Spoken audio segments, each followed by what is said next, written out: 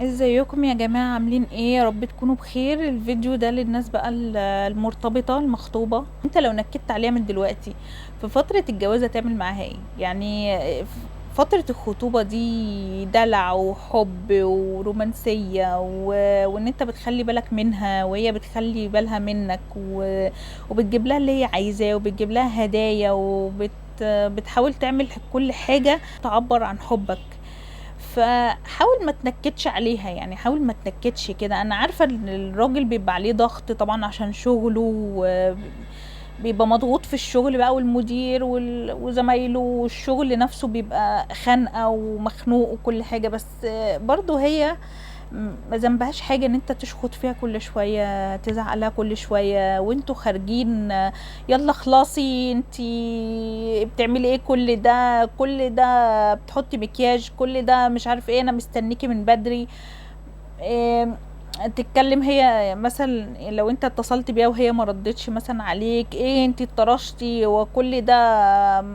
انتي فين؟ انتي في البيت؟ يعني الموبايل ما تحطيه جنبك وانا مش عارف ايه، وانا جاي تعبان، وانا بلاش بلاش الكلام ده. بالراحة بالراحة، يعني خدها بالراحة.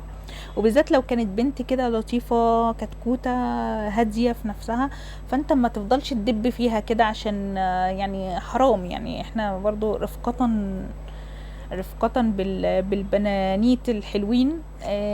عاملها كويس، رأفة بيها كده، يعني خليك رؤوف.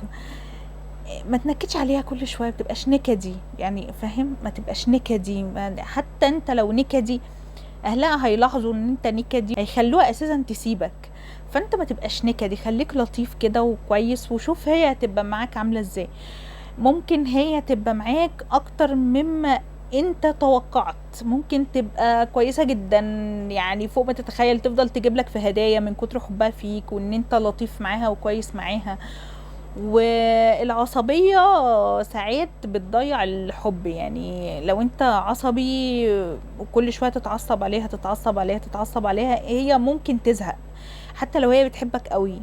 معلش، اصل كل انسان وليه طاقة، يعني محدش بيستحمل ان حد يفضل يدب فيه طول الوقت، يعني حرام.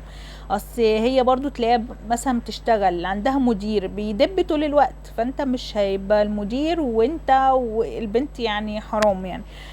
ف وكمان دي الخطوبة دي بروفة للجواز، فانت يعني جاي جواز، فلسه بقى في خناقات، وفي مش كله حلو طبعا، مش كل الايام بتبقى حلوة. ففي ايام برضو بتبقى مش حلوة. ف فبالراحة يعني اتعلم، حتى لو انت عصبي اتعلم في فترة الخطوبة ان انت تهدي اعصابك شوية، ان انت تهدى، ان انت تركز معاها اكتر من العصبية. يعني ركز معاها، خدها بالراحة. لما تيجي تحكي معاك في موضوع اتكلم معاها بالراحة. اه، تناقش معاها. لما تيجي هي تحكي معاك في موضوع افهم منها الموضوع ايه. ممكن تكون عايزة تاخد رأيك، هي عايزة تحس ان انت معاها كده وبالراحة وتفهمها، مش تسمع منها بقى وتقول لها ايه اللي انت بتقوليه ده؟ انت اتجننتي في دماغك؟ ازاي تعملي كده؟ مش المفروض ترجعي لي الاول؟ مش المفروض تقولي لي الاول؟ مش تدخل فيها شمال. هي اصلا جايه تحكي لك، يعني هي ما عملتش حاجه غلط، هي جايه بتحكي لك اصلا. فانت اسمع بالراحه، يعني خلي كده دماغك كبيره، يعني بالراحه كده، خدها بالراحه. قول لها طب ايه اللي حصل؟ طب نعمل كذا، طب اعملي كذا، طب اتصرفي كذا، طب انا ممكن باجي معاكي اليوم ده. الحاجات دي بتخلي العلاقة في حتة تانية خالص. انت بيتهيألك ان انت مثلا ايه، لا انا لو عملت كده يبقى شكلي ضعيف قدامها. لا، دي ممكن تفهم ان انا بقى شخصيتي ضعيفة، وبعد كده بقى ايه، يعني تستغلني. لا ده انا مش عارف، لا بالعكس خالص. البنت بتحب الانسان كده اللي هو بيبقى لين معاها، كويس معاها، بيحكي معاها، بيتناقش معاها. اصل انت لو ما تناقشتش من دلوقتي وما اتكلمتش من دلوقتي، امال في الجواز هتعمل ايه؟ الجواز بقى كله مسؤوليات وضغوطات وهتبقى بتشتغل وهيبقى بيت واولاد وهات وودي وجيب انت هتعمل ايه ساعتها؟ ف بالراحة، يعني سواء للبنت او للولد. اتعاملوا مع بعض بالراحة كده وبسلاسة وان شاء الله الامور كلها تبقى كويسة وتتجوزوا على خير والدنيا تمشي كويس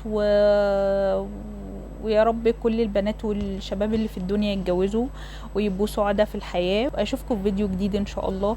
ما تنسوش تشتركوا في القناة وتفعلوا زر الجرس عشان يوصلكم كل جديد. لو انتوا في صفحة الفيسبوك ما تنسوش تعملوا اشتراك وتشيروا الفيديو عشان لو حد عندكم مخطوب يستفيد من الفيديو ولو حتى بمعلومة واحدة. واعملوا لي لايك بقى وقولوا لي رأيكم في التعليقات وقولوا لي انتوا بتتابعوني من فين وقولوا لي انتوا مخطوبين بقى ولا متجوزين. واشوفكم على خير ان شاء الله في فيديو جديد.